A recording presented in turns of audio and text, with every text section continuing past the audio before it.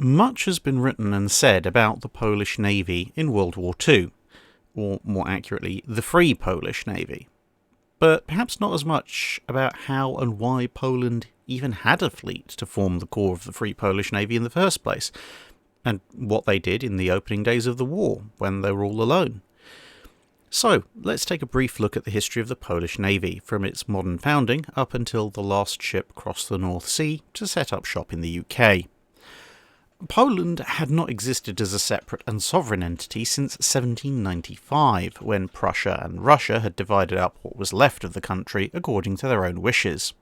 Immediately after World War I, though, it had been reborn as part of the peace plan, but much of Poland's traditional Baltic coast remained in the hands of others. The two major ports, Königsberg and Danzig, now Gdansk, were not under their control. The former was still part of Germany, the latter was a free city-state with only a limited amount of Polish control. Only the comparatively small port of Gdynia, at this point more of a tourist coastal attraction and fishing town, and a tiny stretch of coast remained to them. In some quarters it was questioned if this justified having a navy at all. However, where there's opportunity, people inevitably take it, and soon smuggling and political activists were happily using the unguarded coast to land on. So at least a coast guard was needed. Upgrades were made to Gdynia in order to turn it into a port city, and as the Polish government eyed the potential threat from the now consolidating USSR, it became clear that a navy might also be useful. This navy would therefore be based around the idea of protecting trade routes into the one major Polish port and keeping their limited length of coastline secure. With the idea of an independent Poland only just realised, this also faced an uphill struggle in integrating the varying cultures and administrative practices of the numerous partitioned areas that the country had formerly been made up of.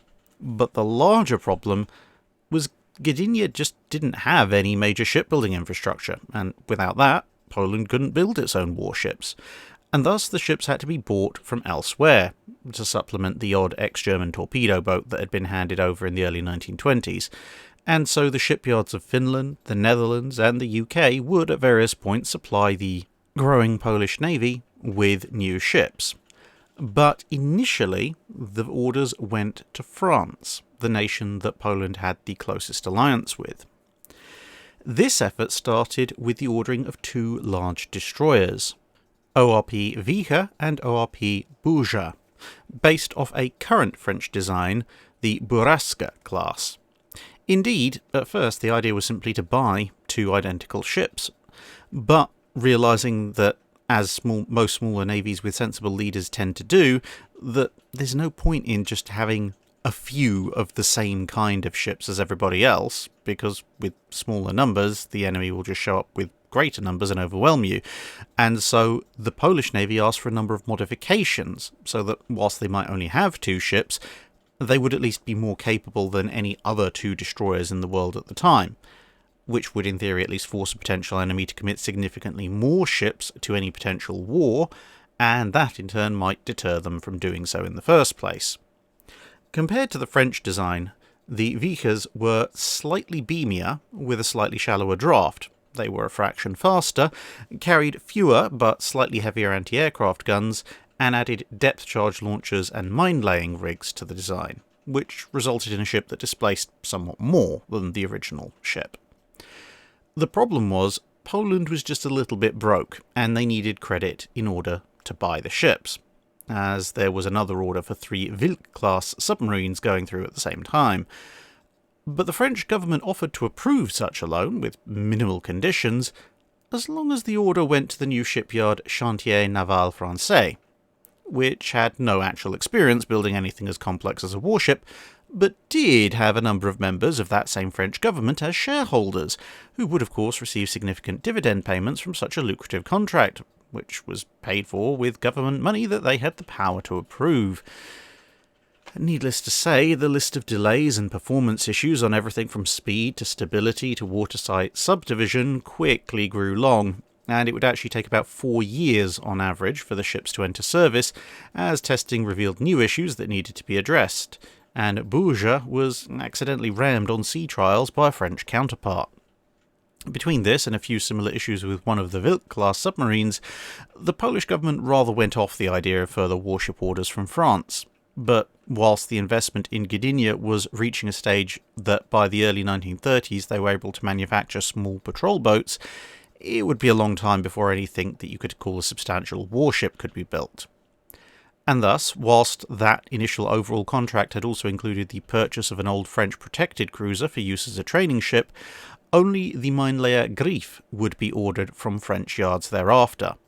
The next pair of destroyers, the Grom class, would be ordered from Britain.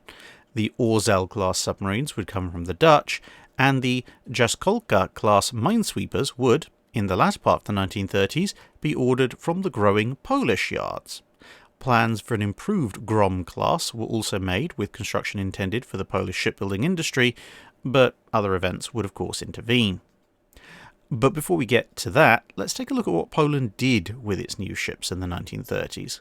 Burza was used as the fleet's representative, heading out on a number of port visits, which also helped the crew to identify and resolve further small issues that had been left over from the poor quality of the initial build work. This would include representing Poland at the Fleet Review at Spithead in 1938, and plans were drawn up to unify the main battery of the Polish fleet, dropping the 130mm guns on the Wicher class in favour of the 4.7 or 120mm gun that was being installed on the Grom and Błyskawica. But like so many other plans, this would also not come to fruition, as tension built over the summer of 1939 and the Polish Navy began patrolling the sea routes linking the bulk of Germany with the East Prussian enclave. Here, they encountered warships of the Kriegsmarine and aircraft of the Luftwaffe, resulting in a number of close calls, flybys, and the aiming of guns at each other.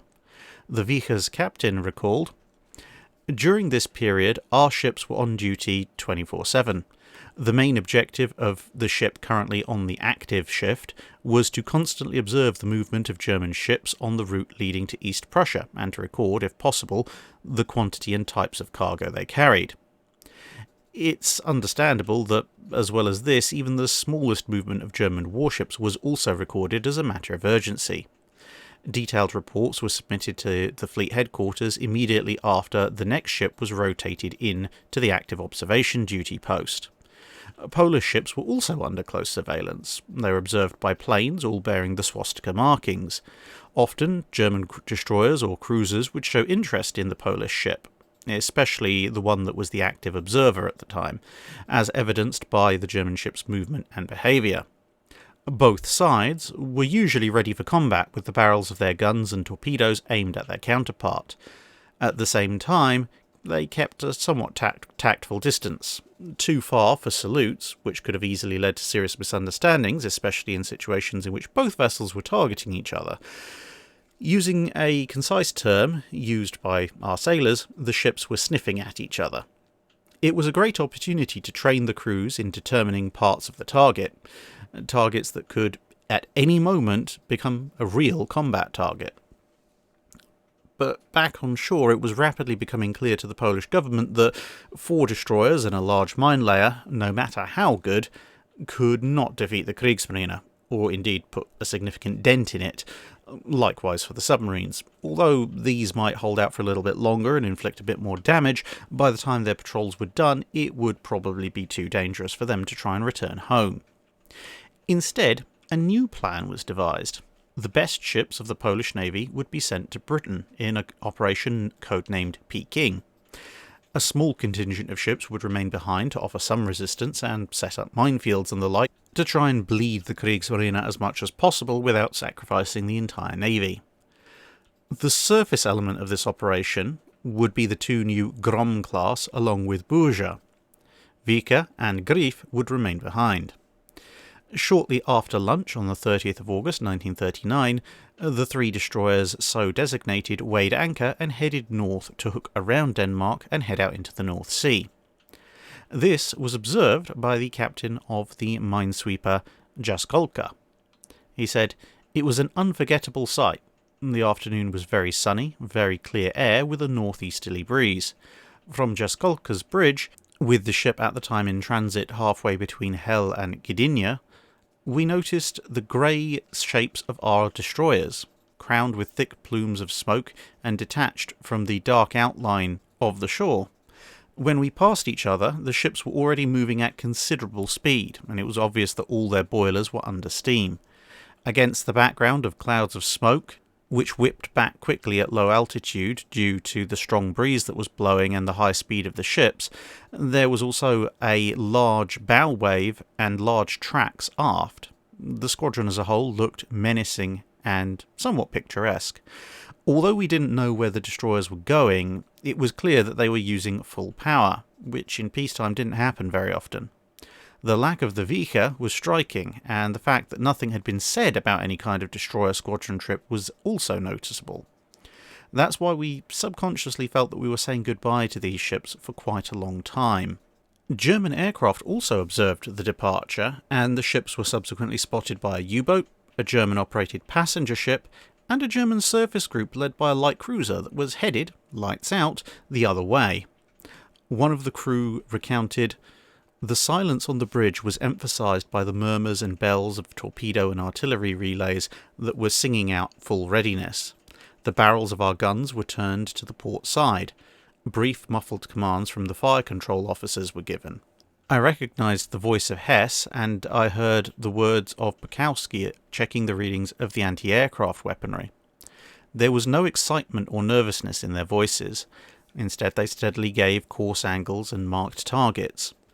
There were only 2 words left to be said: open fire. My eyesight began to adjust to the darkness. The sky was shining with stars, and I could see the 2 figures of the commanders at the front of the bridge. With binoculars to their eyes, they stood still, looking somewhere off to port. I looked in this direction, and, with some trouble, I could see 3 silhouettes travelling at low speed in the opposite direction to ours. There was now complete silence on the bridge, disturbed only by the sound of the water passing the hull. The ship was bristling with guns that slowly tracked the passing vessels, as well as our torpedo launchers, which were doing the same. We passed them quite slowly, as shallow waters don't allow for higher speeds, but the captain didn't give the order to fire. We had no reason to start a fight, even if we were sure that they were Germans, but we would answer any flashes from their guns before the shells could hit us. Seconds that seemed to be minutes passed, and when we looked again, they were already behind us. The German ships then passed Grom and Bourges, and finally they disappeared in the darkness behind us. I heard the voices of Hess and Bukowski with something of a trace of disappointment as they ended the combat alert. I know they really wanted to fire, but since there wasn't a war on yet, neither side fired on the other. Realising a little bit too late what was going on, a German hunting group of light cruisers tasked with destroying the Polish surface forces was recalled, thus ending the only chance the Königsbergs and their subvariants ever had of possibly winning a surface fight. The ships were still at sea when signals began to arrive of German attacks on Polish cities on the 1st of September 1939, but by this point they were well away from any German ships and well into the North Sea. A few hours later, just after lunch, HMS Wallace and HMS Wanderer arrived to escort them to British harbours. Whilst having the major portion of the surface fleet withdraw before the first shot was even fired would be quite controversial in Poland in the first days of the war, it would turn out to be a wise choice. Whilst the Flotilla Pinska, Poland's riverine force, was very active for the brief period of the invasion, the remaining elements of the Polish navy didn't last very long. On the first day of the war, the torpedo boat Mazur was sunk by the Luftwaffe, with a crewman who was not aboard at the time recounting, "The targets of the German bombs were the harbour installations of the Polish navy. Machine gun nests on the wharfs and piers to which submarines had been tied earlier, along with anti-aircraft guns and coastal defence installations, opened fire. There was a whiz and explosion of bombs, fire from the anti-aircraft guns, machine gun fire, the scream of diving bombers, and the hiss and clatter of flying debris. It all blended together to the point that hearing any particular thing separately was impossible. I saw my ship as a bomb hit a few feet from its side towards the shore.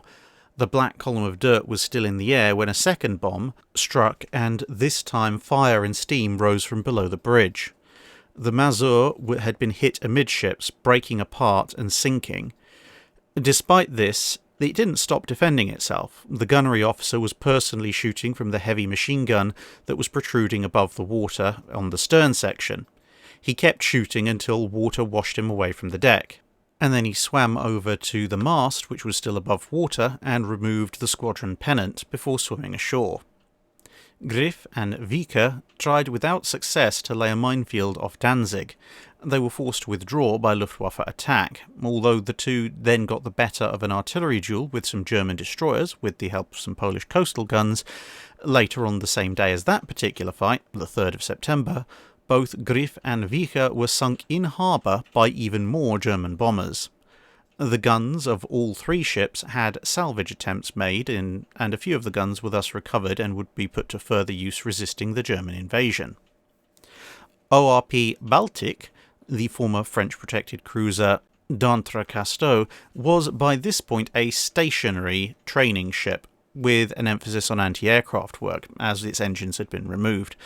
Whilst it was relatively lightly armed with a few small caliber weapons, although sources aren't exactly clear on which weapons it carried, it was used quite extensively as an anti-aircraft platform and would help in fighting off numerous air attacks, and subsequently obviously found itself quite often as the target of German air attacks in return. She would be abandoned on the 11th of September and eventually taken over by the Germans to use as a barracks, being scrapped later in 1942. The somewhat unlikely heroes of this last stand were the 6-strong Jaskolka-class minesweepers: Jaskolka, Muir, Rybitwa, Shazka, Zura, and Sapla. These were lightly armed. They had a single 3-inch gun and a couple of machine guns, and each ship only displaced about 170 tons. But they, as a group, would operate with distinction during the entirety of September. They first took part in Operation Röka, where the Mewa lost most of its crew. After that failed, they helped in repelling various air attacks, bombarding German positions, which took the Germans somewhat by surprise, considering their diminutive size, and overall had a degree of success with these actions. Then the ships went to do what they were actually designed to do, by putting a minefield in during the night of the 12th to the 13th of September. They were technically minesweepers, but in the Polish Navy, a ship that could lay mines was one that could sweep mines, and vice versa. The group, however, did suffer quite significantly during a Luftwaffe attack on the morning of the 14th. Jaskolka was bombed completely into oblivion, Rybitwa was damaged, and Zapla was pretty much blown in two. This would mark the end of operations by these ships. By the end of September, any ships that were left salvageable would be used by the Germans, and some of them would even actually re-enter Polish service after the Second World War. Below the waves, the submarines Rys, Sepp, and Zbik took part in the Worek plan, which was another attempt at creating a minefield, this time backed up by submarines. The idea of this one was to prevent potential German landings along the coast. This proved to be not the world's best plan, as the subs found themselves confined to positions where they weren't able to operate to the full extent of their capabilities, and also one that put them at considerable risk because operating in the very shallow coastal waters, they were more easily spotted and therefore depth charged. Due to this confined operational parameter, they had several attempts to sink enemy warships, but none of them succeeded, finding themselves instead under near constant attack, and with nothing much to show for it, the damaged subs made off for neutral Sweden, where they would be interred. The submarine Wilk found itself under constant attack and was heavily damaged, but would manage to escape into the Baltic Sea, and on the 20th of September it arrived in the UK, from which it would continue to serve. It did, however, continue to have a rather unlucky streak throughout the rest of its career. The Orzel was perhaps the most famous of the Polish submarines at the time. Also damaged and with her captain unwell, it headed for Tallinn, where it was interned, this being in Estonia. Once it was interned, the captain was taken ashore, the maps and navigation equipment were removed, but the crew decided that this wouldn't do and decided to escape. Somewhat surprisingly, they actually managed to do this. Working off of memory, they managed to sail the sub over to the UK, where it could join its sister ship. That particular story will have its own video at some point. Of the 3 ships originally sent to the UK, Buja, Biskavica and Grom would serve on during the war. Grom would be sunk during the Norwegian campaign. The Peking plan proved overall to be a fairly sound decision, with the ships seeing numerous actions throughout the war, including Buja fighting in the Battle of the Atlantic, but they'd also be a core for the Free Polish Navy to rally around, which would in turn allow the recruitment of further Polish sailors, which allowed the Free Polish Navy to grow to include several more destroyers and even a cruiser or 2.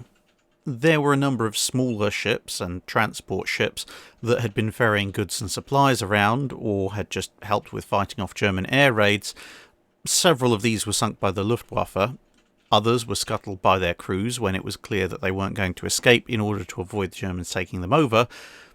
And occasionally, some, like the Baltic, were taken over and used by the Germans. But a few of these support craft, along with a number of civilian vessels, would manage to make their way to safe ports, with many of those serving on through the rest of the war, transporting supplies and troops for the Allied war effort. One of these was the civilian ship, ostensibly MS Batory, a lucky ship that served as a troop transport and hospital ship throughout the entire war, taking part, amongst other things, in the evacuation of Dunkirk, the invasion of Oran, and the invasion of Sicily. There was also a land-based element to all of this. There were coastal fortifications and such that were manned by Polish Navy sailors and officers, and these ended up fighting it out directly with the German invaders. Within the boundaries of Danzig was Westerplatte, where the Polish military transit depot was located. And this was actually where the war started, with shells from the modernised pre-dreadnought Schleswig-Holstein arriving at 04:45 on the morning of the 1st of September 1939. With a garrison somewhere in the region of 200 men and a few bunkers, the depot was not especially well equipped to stand up to a warship. The heaviest gun they had was a single 3-inch gun, with a couple of 37mm anti-tank guns, 4 81mm mortars, and about 4 dozen machine guns and various other small arms. Optimistically, it was thought that they might hold out till sunset, between battleship bombardment, the attacks of several thousand troops, and bombardment by the Luftwaffe. Even that seemed unlikely.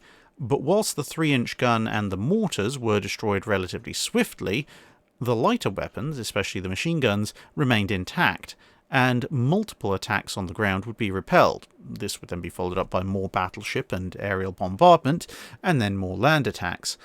Eventually, running out of food and ammunition, the depot would surrender, but it would be 7 days since the first shots had landed. Whilst this was going on, however, the majority of other Polish installations, bases and gun emplacements were taken out in quick succession, mostly by Luftwaffe dive bomber strikes. For example, the airfield in Park was heavily bombarded and rendered non-operational in short order, with gun emplacements at Oksavia also suffering heavy damage. Given that the shore battery was already under strength, the loss of one of their big guns and another one fairly heavily damaged rendered most of those defences non-operational. With that said, it didn't go all the Germans' way outside of the depot.